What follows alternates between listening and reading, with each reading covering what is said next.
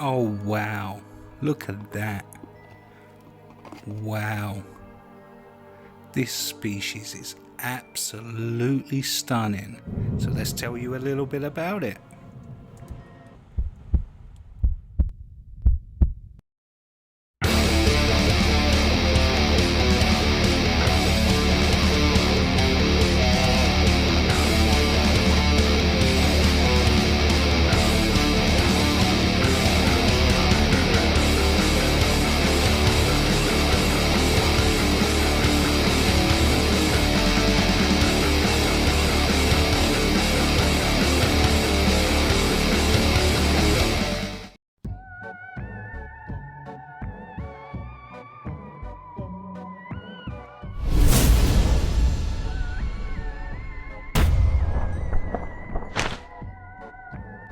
Hello everybody, welcome to this latest episode. I'm your host Robbie and this is Robbie's Talking Teas.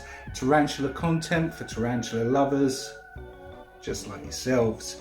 In today's video I'm going to be rehousing an Ephebopus uatuman that I picked up from the spider shop and giving you some care and husbandry information on this awesome species.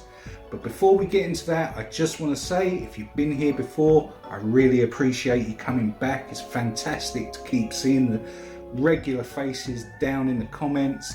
I love it. But also, if you're new here and you want more tarantula content in your YouTube feed, then please consider hitting the subscribe button and the bell notification icon so you don't miss future videos. Now all that's been said, let's show you that Ephebopus. So let's get into the rehousing of Ephebopus uatuman that I picked up from the spider shop. Right off the bat, I'm going to say that these guys are not a large species of tarantula.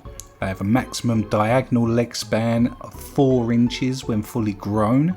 So if you're looking for a large tarantula, this one probably isn't for you. This is also a fossorial tarantula what will dig burrows, so they do love moist substrate. And there she is. Hopefully we can get her out without any mishaps, no issues. Now these guys can be very bolty and very defensive.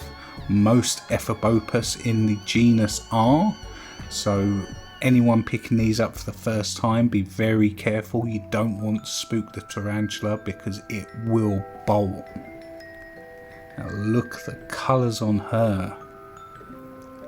That green booty there is why this is commonly known as the emerald skeleton tarantula. Once she's out in the light, you'll be able to see those gorgeous green tones that are all over the abdomen.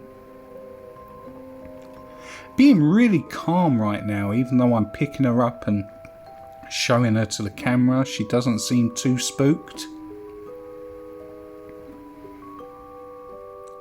Temperature wise, as with all my other species in the collection, I keep them at 24 degrees centigrade. So that's something to think of. Although these guys can survive with a lot higher, they do come from the tropical rainforests of Brazil, where temperatures are like 25, 26 and above. So they do like that hot, warm, humid climate. So definitely make sure that you spray down the enclosure and keep it moist at least once a week. Still being very calm. I'm surprised she hasn't bolted yet. Now for substrate, what I like to use is a mix of cocoa fibre, topsoil, vermiculite, sometimes with a little bit of sphagnum moss mixed in to hold in the humidity.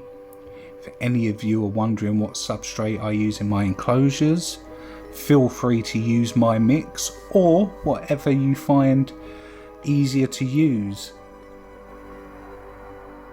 Really packaged nicely from the spider shop.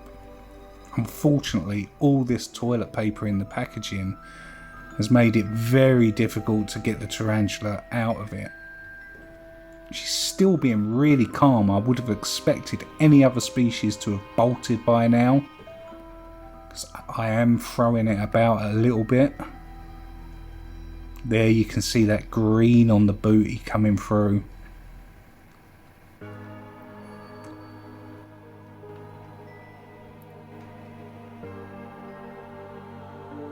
Now, even though these guys do burrow, make sure as well, like every other tarantula, give it a water dish. I've been seeing a lot of videos recently where a lot of people are opting not to stick a water dish in the enclosure, and I can't stress enough how important it is that you put one in there.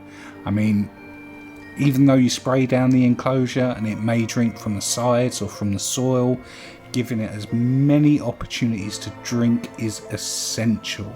What the last thing you want is a dehydrated tarantula that goes into death curl and then ultimately passes away. So definitely make sure you've got a water dish.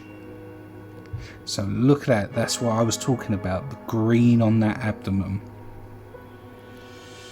Definitely, it's more of a yellowy tone, looking at it from this angle. But it definitely earns that name, the emerald skeleton tarantula. Now I think another molt and maybe this one will reach its maximum size. Like I said, these do max out at about 4 inches. They're not a giant tarantula. And this is a little clip after all going through all that and trying to get her out of that toilet paper. She did bolt out of the enclosure and run under the sofa, but I managed to catch her quickly and put her back in. So definitely be careful when you're rehousing, guys. That's the last thing you want, is an escaped tarantula somewhere in the house and you have no idea where it is. But these guys are gorgeous.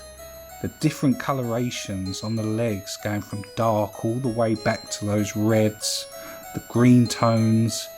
That's just an absolute stunning species. Definitely happy to have this one in the collection. So let's leave this little stunner in its enclosure to settle in. Hopefully in a future video I can give you an update on exactly how well she's doing. So there you have it, awesome rehouse. I expected it to be really bolty, and I took into account that it may be really fast and flighty, as most Ephebopus are. Went quite well until that little escape happened. Of course it wouldn't be a Robbies Talking Teas video without the standard escape, but I managed to catch cup it, get it in the enclosure, and now it's all nicely settled in. So hopefully you learned something from this video, how to handle rehouses and to expect the unexpected. This is the end of the video. Before we go, I want to take the time to remind you guys about the 1000 subscriber T Celedonia giveaway that we're doing on the channel. At 1000 subscribers, I'll be giving one of you lucky people the chance to win a T Celedonia. So if awesome tarantula content isn't enough to make you subscribe, and hopefully the giveaway is. All you have to do, like I said, is hit the subscribe button, hit the bell notification icon, and then go and watch my Pistotheria Tigrina Wesley revamp video and just write T Celedonia in the comments and you'll be entered. Now you've got that awesome information and you're all scampering to hit that subscribe button, I'm going to say goodbye and I'll see you in the next video.